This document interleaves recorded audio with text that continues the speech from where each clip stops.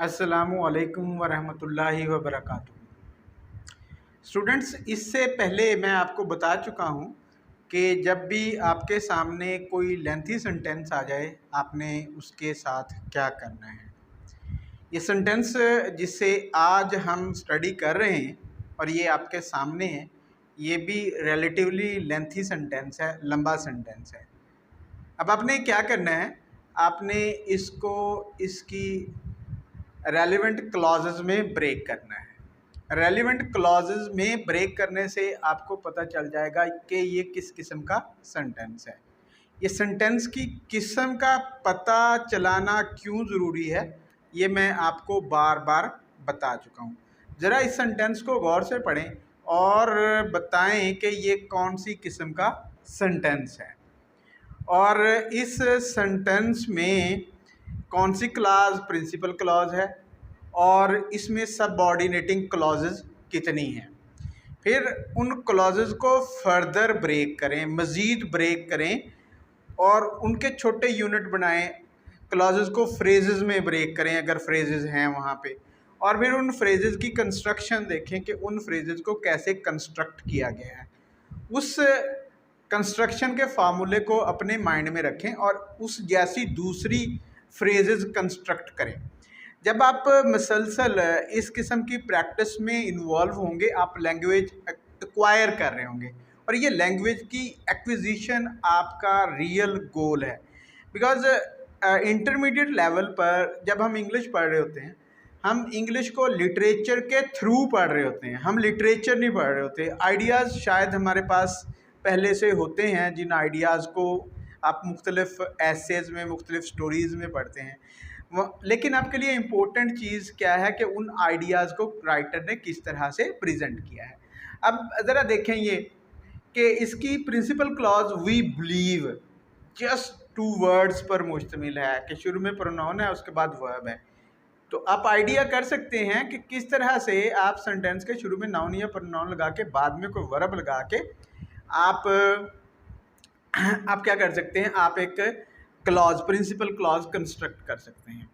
उसके बाद next word देखें, हाउएवर, एडवर्ब लगा हुआ है। अब ये एडवर्ब का इसका फंक्शन क्या है, मैं बार बार बोल रहा हूँ, ये एक ट्रांजिशन वर्ड है और ट्रांजिशन वर्ड्स का मतलब इनका मकसद क्या होता है कि ये आइडियाज़ को एक दूसरे के साथ कनेक्ट करते हैं, ये आइडियाज़ को एक दूसरे के साथ मिलाते हैं। अब हाउएवर के यूज़ से ऑफ कोर्स ये पैराग्राफ पिछले पैराग्राफ के साथ मिल गया, उसके साथ कनेक्ट हो गया। उसके बाद दैट है और दैट सम 2000 ईयर्स अगो, ये एक देखें किस तरह से फ्रेज, एडवर्ब फ्रेज राइटर ने जो हमें टाइम का आइडिया देते हैं उसको कंस्ट्रक्ट किया है। और इसकी अगर आप स्ट्रक्चर देखते हैं तो क्या है कि सम 2000 ईयर्स अगो, ठीक है। अब some adjective, 2 adjective, 1000 adjective, years adjective, years noun and ago then again adverb है। तो इस एडवर्ब फ्रेज को किस तरह से कंस्ट्रक्ट किया, जब आप कोशिश करेंगे तो आप इस किस्म की एडवर्ब फ्रेजेस को बड़ा आसानी से कंस्ट्रक्ट करना शुरू कर देंगे। और इनका फंक्शन देखें किस तरह से ये सेंटेंस को लेंथी करने में हेल्प करती हैं। अच्छा, अब इस दिस रियर इवेंट इस क्लॉज का सब्जेक्ट है। टुक प्लेस, यहाँ पे वर्ब फ्रेज टुक प्लेस का मतलब होता है वकू पजीर होना। तो ये इस किस्म के वर्ड जब आप इतना ठहर के आराम से इसको स्टडी कर रहे हैं तो ये स्ट्रक्चर्स आपके जहन में स्टिक करेंगी कि दिस रेयर इवेंट ये सब्जेक्ट है, टुक प्लेस इसमें वर्ब है, वर्ब फ्रेज है रादर। तो ये वाक़या वकू पजीर हुआ। ऑफ कोर्स पीछे वो वाक़े की कि ये जो सितारे आपस में कोलाइड क्यों नहीं करते उसकी हमें बात, उसके बारे में हमें बता के आया है। तो अब ये बता रहा है कि ये वाक़या जो है कब हुआ। अच्छा, उससे ऊपर जब आप सम 2000 ईयर्स अगो इस फ्रेज़ को देखते हैं तो आपको थोड़ा ग्रामेटिकली इस पॉइंट को कंसीडर करना है। देखें 2000 दोनों जो हैं वो ईयर्स को क्वालिफाई कर रहे हैं। अब 1000 से पहले 2 लगा हुआ है, एक नंबर, एक नंबरल जो है वो लगा हुआ है, तो उसको प्लूरल नहीं किया। जब भी आप एक नंबर इस्तेमाल कर लें और उसके बाद कोई दूसरा वर्ड आए तो आप उसे प्लूरल ना करें। This is a point of grammar है, ठीक है। तो यहाँ तक आप देखते हैं ये एक एडवर्ब क्लॉज है। आप आसानी से इस एडवर्ब क्लॉज को एक एडवर्ब फ्रेज और एक क्लॉज में डिवाइड कर सकते हैं, और फिर आप कोशिश कर सकते हैं कि आप इस किस्म की एडवर्ब फ्रेज और एडवर्ब क्लॉज का कम्बिनेशन बना के थोड़ा लेंथी क्लॉज क्रिएट करने की कोशिश करें। एंड दैट अनदर स्टार, ये एक और एडवर्ब क्लॉज है। एंड कंजंक्शन, देखिए किस तरह से राइटर ने इसको यूज़ किया है। दो एडवर्ब क्लॉजेस को, कंजंक्शन का क्या काम होता है कि ये वर्ड्स और क्लॉजेस को भी आपस में मिलाते हैं। एंड कोऑर्डिनेटिंग कंजंक्शन है, और क्योंकि ये दोनों क्लॉजेस इक्वल रैंक की हैं, सबऑर्डिनेट क्लॉज हैं, तो इसलिए ये एंड इन दोनों क्लॉजेस को मिला रहा है। लेकिन ये याद रखना है कि ये दैट से शुरू होने वाली यहाँ पे दोनों क्लॉजेस एडवर्ब क्लॉजेस हैं। और उसके बाद आप जब देखते हैं ना, that an other star wandering blindly through space, अब राइटर ने कॉमा लगा के दरमियान में एक और फ्रेज जो है वो डाल दी। वो क्या है? Wandering blindly through space. इस किस्म की फ्रेज को पार्टिसिपियल फ्रेज बोलते हैं, क्योंकि ये पार्टिसिपल से शुरू होती है। और इस किस्म की फ्रेजेस भी रादर कॉमन है। आपने देखना ये है कि ये राइटर ने क्यों डाली, इसका क्या फंक्शन है बीच में इस तरह से डालने से। तो उसके बाद अब आप बाकी जब देखते हैं, अनदर स्टार इसका सब्जेक्ट है, happen to come near the sun, ये इसका प्रेडिकेट है। अनदर स्टार सब्जेक्ट है और बीच में उसने एक फ्रेज डाल दी जिसे आप पार्टिसिपियल फ्रेज डालते हैं। और इस को चेक करना है, आपने गौर करना है कि इस तरह से ये पार्टिसिपियल फ्रेज बीच में डालने से क्या अफेक्ट होता है, क्या असर होता है राइटिंग पे। ठीक है जी। तो आप आसानी से देख सकते हैं कि ये सेकंड सेंटेंस आपका ये एक कम्प्लेक्स सेंटेंस है जिसमें एक प्रिंसिपल क्लॉज वी बिलीव है और दो सबऑर्डिनेटिंग क्लॉजेज या दो सबऑर्डिनेट क्लॉजेज इसमें मौजूद हैं। तो ऐसा सेंटेंस जिसमें आपके पास एक प्रिंसिपल क्लॉज हो और एक सबऑर्डिनेटिंग, एक या एक से ज़्यादा सबऑर्डिनेटिंग या सबऑर्डिनेट क्लॉज हो, उसे आप कम्प्लेक्स सेंटेंस बोलते हैं। अब हर क्लॉज की स्ट्रक्चर अलग से ड्रा कर सकते हैं। लाइक देखें, second clause that another star क्या है? एक noun phrase as a subject use की राइटर ने, और उसके बाद हैपेंड, ओके, वर्ब यूज किया, और यानी ये predicate to come near the sun. अब ये to come near the sun जो है ये एक आपकी इन्फिनेटिव फ्रेज है। तो ऐसी फ्रेज जो इस तरह से इन्फिनेटिव से शुरू हो उसे आप एक इन्फिनेटिव फ्रेज बोल देते हैं। और इन्फिनेटिव फ्रेज का काम वही है जो एक नाउन फ्रेज का काम होता है, कि नाउन फ्रेज की तरह से ये यूज़ होती है। यहाँ पे देखिए, happen to come near the sun. अब ये इन्फिनेटिव फ्रेज हैपेंड को डिस्क्राइब कर रही है, यानी जिस तरह से जो काम एक इन्फिनेटिव करता है, इन्फिनेटिव फ्रेज भी वही काम करती है। और आप यहाँ से इन्फिनेटिव फ्रेज की स्ट्रक्चर को बड़ा इजीली देख सकते हैं कि एक इन्फिनेटिव फ्रेज क्रिएट कैसे की जाती है। पहले इन्फिनेटिव लगाएं और यहाँ इस स्ट्रक्चर के मुताबिक, उसके बाद प्रेपोजिशन है and then noun. Infinitive plus preposition plus noun, तो आप एक इन्फिनेटिव फ्रेज क्रिएट कर सकते हैं। ऊपर जब आप वैंडरिंग ब्लाइंडली थ्रू स्पेस को देखते हैं, वहाँ पे पार्टिसिपियल फ्रेज, उसकी स्ट्रक्चर अगर आप ड्रा करने की कोशिश करते हैं, उसकी स्ट्रक्चर को देखते हैं, तो पहले एक participle, then adverb, then preposition, then noun. यानी आप कह सकते हैं कि हम एक पार्टिसिपल लगाएं शुरू में, उसके बाद कोई एडवर्ब लगाएं, फिर प्रेपोजिशन लगाएं और फिर जो है नाउन लगा दें, हमारे पास एक पार्टिसिपियल फ्रेज बन जाएगी। उससे पहले नॉन फ्रेज सब्जेक्ट को डिस्क्राइब करने की ज़रूरत नहीं है, मैं बार बार उसको डिस्क्राइब कर चुका हूँ, आपने खुद इसको पॉइंट आउट करना है। नेक्स्ट, देखिए ज़रा, just as the sun and moon, just as the sun and moon raise tides on the earth. अब ये एक सबऑर्डिनेट क्लास सेंटेंस के शुरू में आ रही है। सबऑर्डिनेट क्लास कम्प्लेक्स सेंटेंसेस आपको पता है ये शुरू में आ सकती हैं, there is no problem with this. So this second star must have raised on the surface of the sun. अब इसको अगर इन क्लासेस, ये भी एक कम्प्लेक्स सेंटेंस है, अगर आप स्ट्रक्चर ड्रॉ करना चाहें तो आप बड़ा आसानी से कर सकते हैं। क्या शुरू में एक एडवर्बियल कंजंक्शन या एडवर्बियल लगाया, उसके बाद आपसे जो है वो क्या, द सन सब्जेक्ट है and moon, the sun and moon ये सब्जेक्ट है, रेज टाइड्स।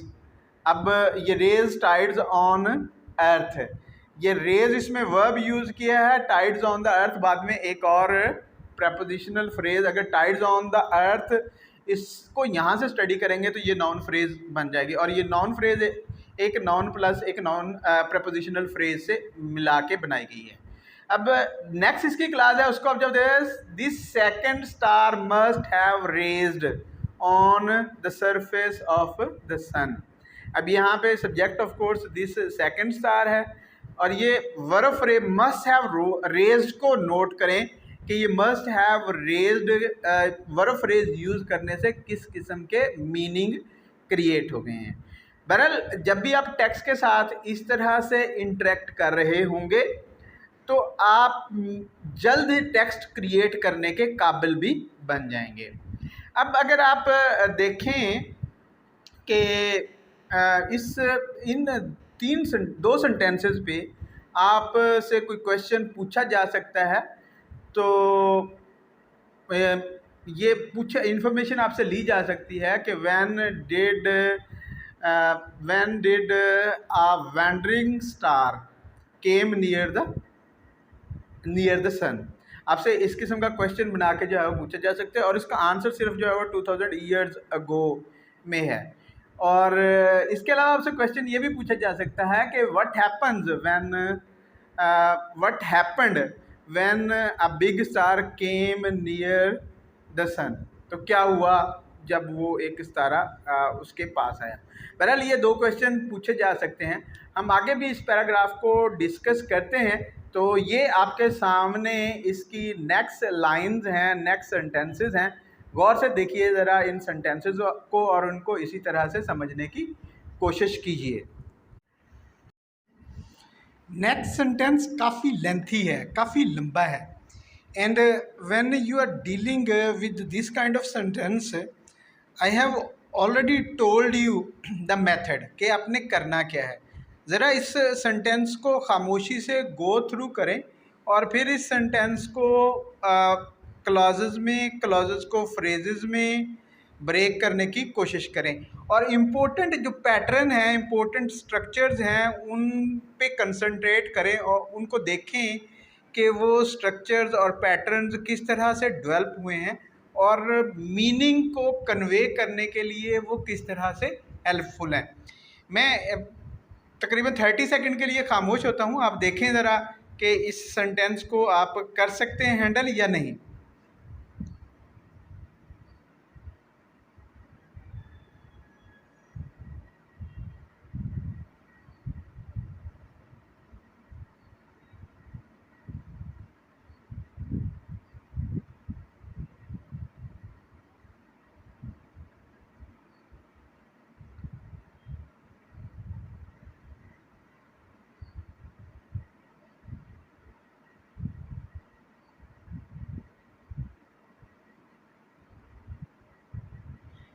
अच्छा जी, सबसे पहले तो अपने ट्रांजिशन वर्ड को नोट करना है कि बट को ट्रांजिशन वर्ड के तौर पर इस्तेमाल किया गया है और किस तरह से ये पिछले आईडीए के साथ लिंक करता है। अब ये नेक्स्ट क्लॉज है, they would be very different from the little tides, और आगे एक रिलेटिव क्लास शुरू हो रही है, which the small mass of the moon raises on over ocean। ठीक है जी, यहाँ तक। फिर उसके बाद नेक्स्ट क्लास है, N immense tidal wave must have traveled over the surface of the sun, at last forming a mountain so high that we could hardly imagine it. यहाँ तक सेंटेंस काफ़ी लेंथी सेंटेंस है। पहले class की मैं बात कर चुका हूँ, आप उसकी स्ट्रक्चर ऑफ कोर्स उसमें जो नॉन फ्रेज है स्पेशली उसका ख्याल करें कि उस नॉन फ्रेज की स्ट्रक्चर को आप किस तरह से ड्रॉ कर सकते हैं। एंड देन ये वुड बी, इस स्ट्रक्चर को भी गौर करें कि ये वुड बी की would be verb phrase use करने से किस किस्म के मीनिंग क्रिएटेड हैं। This is something very much important और आपको कॉन्स्टेंटली इस पे काम करना चाहिए। ऑफ कोर्स नेक्स्ट जो क्लॉज है उसका सेंटेंस है ये the small mass of the moon. ठीक है, ये रिलेटिव क्लॉज जो है या नहीं है, ज़रा गौर से देखें इसे। विच शुरू से पढ़ें, but they would be very different from the tides. अब नाउन जो है इसको कर रहा है the small mass of the moon raises. अब ये the small mass of the moon raises, यहाँ पे ये सब्जेक्ट है इसका और रेजेज वर्ब जो है वो लगा हुआ है। ऑन इन अवर ओशंस एक प्रपोजिशन फ्रेज लगी हुई है। आप इस क्लॉज के स्ट्रक्चर को भी ड्रॉ करें। And then an immense tidal wave, ये सब्जेक्ट है, must have travelled over the surface of the sun. Again आप इस पूरी क्लॉज में से सब्जेक्ट और प्रेडिकेट को अलग करके डिफरेंट क्लॉजेस को देखें कि वो क्लॉजेस और फ्रेजेस किस तरह से क्रिएट हुई हैं। अच्छा, अब आपने क्या immense tidal wave must have, immense adjective, tidal adjective, wave noun कि एडजेक्टिव प्लस एडजेक्टिव, पहले भी हम ये स्ट्रक्चर देख के आए हैं कि adjective plus adjective and then noun लगा के किस तरह से एक नाउन फ्रेज क्रिएट की जा सकती है। उसके बाद मस्ट हैव ट्रेवल्ड, इस स्ट्रक्चर को आपने पहले भी ये स्ट्रक्चर रिपीट हुई है, आपने इस स्ट्रक्चर पे गौर करना है कि ये स्ट्रक्चर वर्ब फ्रेज जो है क्यों यूज़ की जाती है और ये किस किस्म के मीनिंग क्रिएट करती है। Over the surface of the sun, of course ये एक प्रपोजिशनल फ्रेज है और अगर इसे देखा जाए तो ये दो प्रपोजिशनल फ्रेजेस हैं जिनको आप एक प्रपोजिशनल फ्रेज के तौर पर ट्रीट करें तो पढ़ने में और समझने में आपको ज़्यादा आसानी होगी। उसके बाद एट लास्ट एक एडजेक्टिव फ्रेज यूज करके forming a mountain, then again आप पीछे बात करके आए हैं, एक पार्टिसिपियल फ्रेज लगा दी, forming a mountain so high that we could hardly imagine it. अब नेक्स्ट जो है वो दैट के बाद एक फिर एडवर्ब क्लॉज जो है वो यूज हुई है, that we could hardly imagine it. और इसकी स्ट्रक्चर आप देख सकते हैं कि किस तरह की ये क्लॉज है कि सबसे पहले सब्जेक्ट है, उसके बाद कुड हार्डली इमेजिन इट, ये इसका प्रेडिकेट है और इसमें कुड इमेजिन वर्ब लगा हुआ है और ये पूरी could hardly imagine verb phrase and आखिर में एक आपकी क्या प्रोनाउन इट लगा दिया गया है।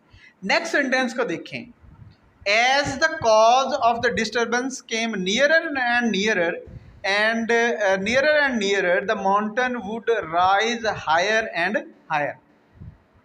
अब पहले आपकी एडवर्ब क्लॉज लिख दी गई है, बाद में प्रिंसिपल क्लॉज, और ये एक कम्प्लेक्स सेंटेंस है और इस सेंटेंस की डिफरेंट क्लॉजेस की आप स्ट्रक्चर अगर ड्रॉ करते हैं तो क्या है, पहले adverb then article and cause of disturbance, ये नॉन फ्रेज इसका सब्जेक्ट है कि किस तरह से पहले एक conjunction, subordinating conjunction, then a noun phrase and then a verb phrase, came nearer and nearer. दूसरी जो क्लॉज है इसकी प्रिंसिपल क्लॉज, उसमें भी इसी किस्म की स्ट्रक्चर आपको नज़र आती है। तो ये स्ट्रक्चर्स पर स्टूडेंट्स आप लोग बहुत ज़्यादा गौर किया करें क्योंकि आप लिटरेचर के थ्रू लैंग्वेज सीख रहे हैं, आप लिटरेचर नहीं पढ़ रहे। आइडियाज़ आपके लिए इम्पोर्टेंट हैं लेकिन उससे ज़्यादा इम्पोर्टेंट है कि उन आइडियाज़ को किस तरह से प्रेजेंट किया गया है, लैंग्वेज की वो कौन सी स्ट्रक्चर्स हैं जिनको यूज़ किया गया है उन आइडियाज़ को प्रेजेंट करने के लिए। ये प्रैक्टिस आपके लिए यूज़फुल होगी कि क्योंकि आप बाद में खुद अपने आइडियाज़ को इसी किस्म की स्ट्रक्चर्स के थ्रू पेश कर सकेंगे। नेक्स्ट सेंटेंसेज हम देखते हैं इस पैराग्राफ के, then we will talk about the questions जो आपसे क्वेश्चन पूछे जा सकते हैं इस पैराग्राफ के ऊपर। तो ये नेक्स्ट सेंटेंस देखिए ज़रा। नेक्स्ट सेंटेंस भी काफ़ी लंबा है और लंबे सेंटेंस के साथ क्या करना है अभी तक आपको पता चल गया होगा कि लंबे सेंटेंसेस के साथ आप क्या करते हैं।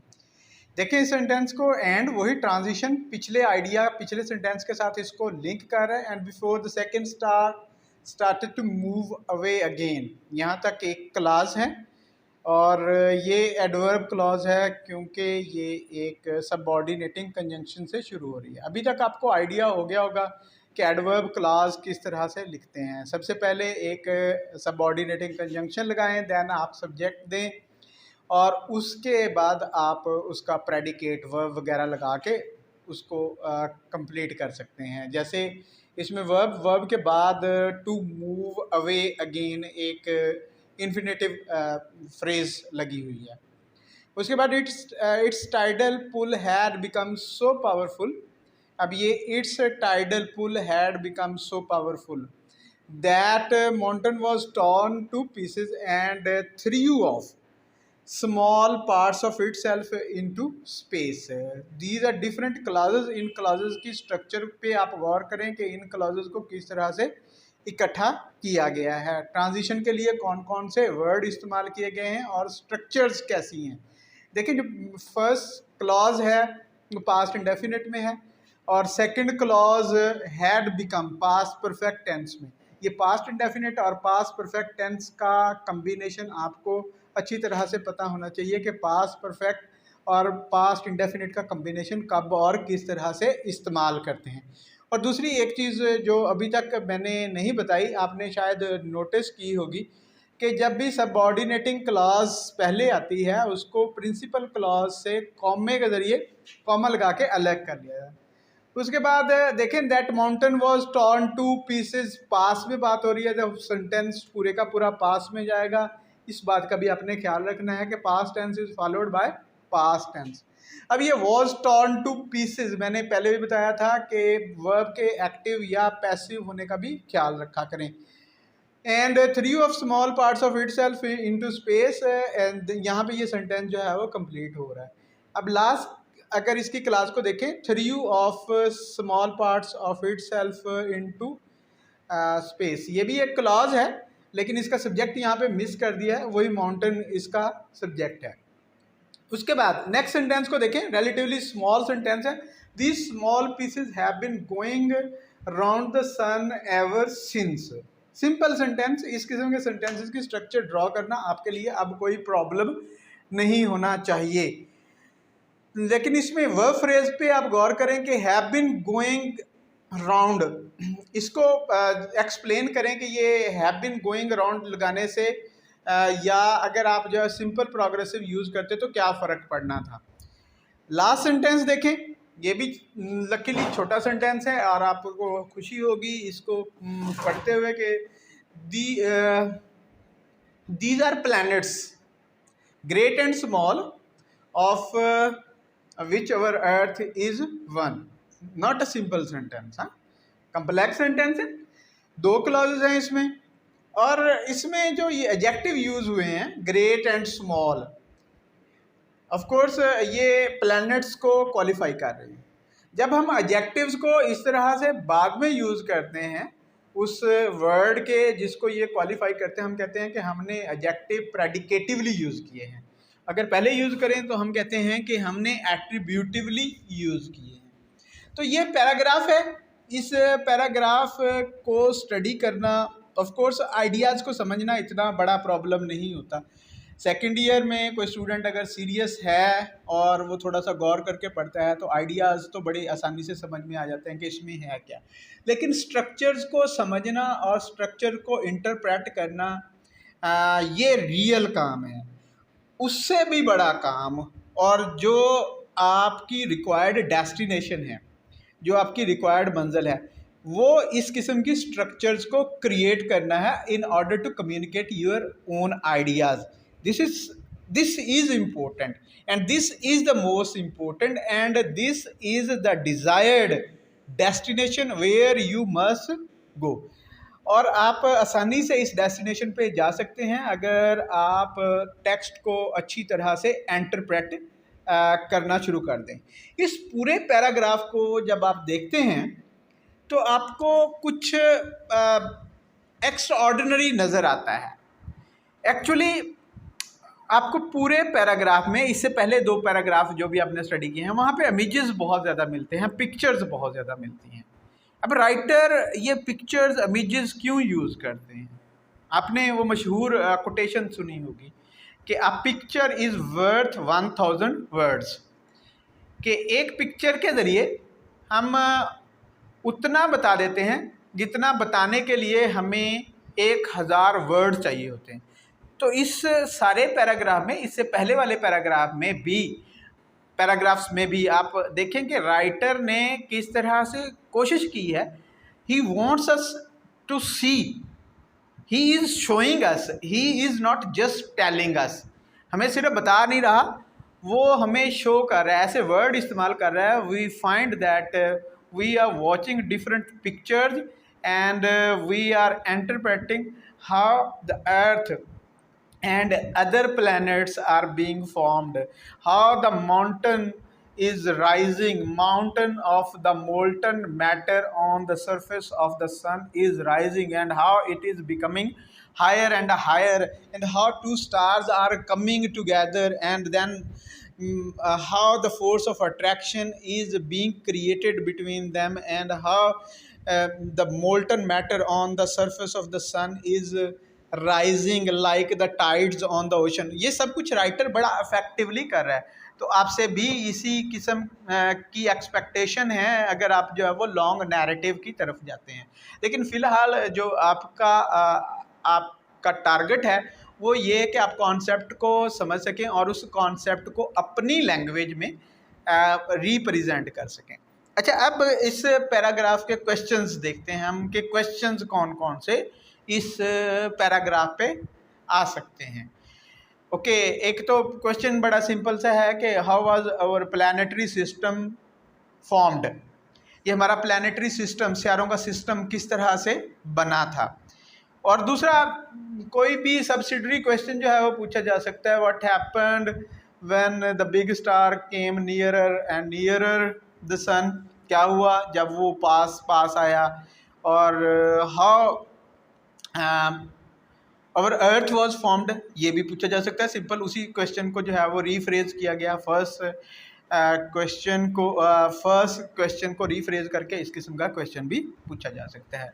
तो स्टूडेंट्स, ये था ये पैराग्राफ, और इस पैराग्राफ को मैंने एक्सप्लेन किया, मैंने आपको बताया, और मेरा ख्याल है मैंने आपको काफ़ी कुछ बता दिया है। अगर अब आप इसको फॉलो करना शुरू कर दें, आप बाकी ऐसे को आराम से खुद से कवर कर सकते हैं।